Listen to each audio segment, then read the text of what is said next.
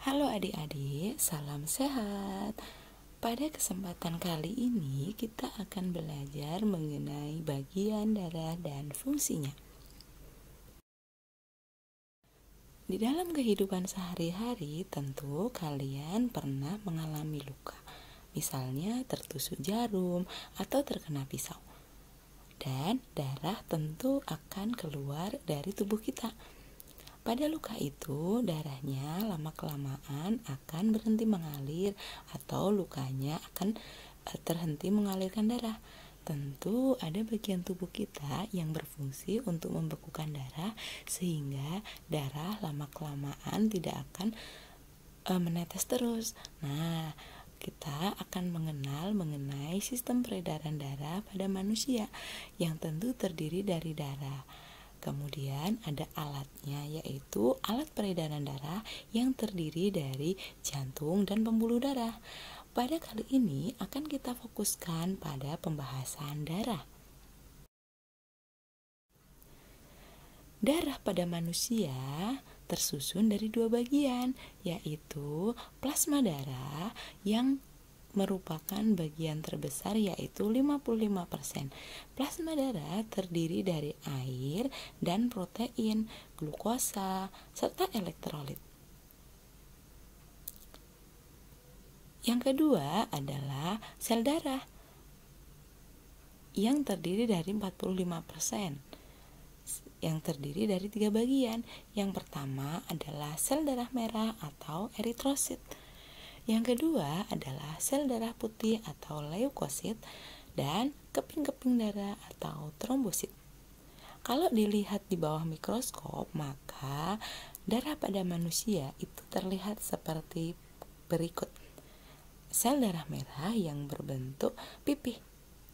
Kemudian itu ada sel darah putih, keping darah, dan plasma darah atau bagian darah yang berbentuk cair. Setiap bagian darah memiliki fungsi masing-masing. Mari kita simak penjelasannya. Sel darah merah atau eritrosit memiliki warna merah dan berbentuk bulat pipih. Eritrosit berfungsi untuk mengangkut oksigen dari paru-paru ke seluruh tubuh maupun dari seluruh tubuh kembali ke paru-paru untuk dikeluarkan melalui proses ekspirasi. Eritrosit mengandung Hb atau hemoglobin, yaitu senyawa protein yang mengandung unsur besi. Inilah yang menyebabkan kenapa sel darah merah kita berwarna merah. Hb atau hemoglobin berfungsi untuk mengangkut oksigen dari paru-paru dan mengedarkannya ke seluruh jaringan tubuh. Jadi, sel darah merah ini fungsinya erat kaitan dengan transportasi oksigen atau O2. Yang kedua adalah sel darah putih atau leukosit. Leukosit berfungsi untuk membunuh bibit penyakit dan membentuk zat antibodi atau pertahanan tubuh.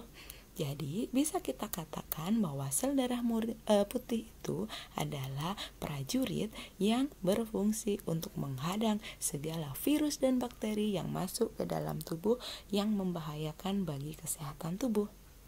Nah, ketika nanti kalian terluka, kemudian ada nanah yang keluar dari luka itu setelah berhari-hari, maka itu menandakan bahwa sel darah putih mengalami kekalahan bertempur melawan virus maupun bakteri yang masuk, sehingga dia akan berubah menjadi nanah atau bagian yang putih itu.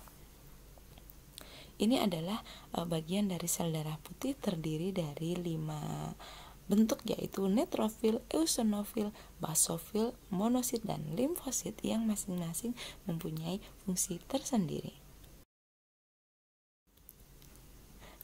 Yang ketiga adalah keping-keping darah atau trombosit. Trombosit berfungsi untuk membekukan darah ketika anak-anak mengalami luka.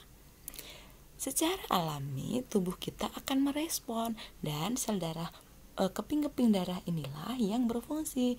Meskipun anak-anak tidak memberikan obat luka, namun keping-keping darah ini akan berfungsi. Hanya saja prosesnya memerlukan waktu.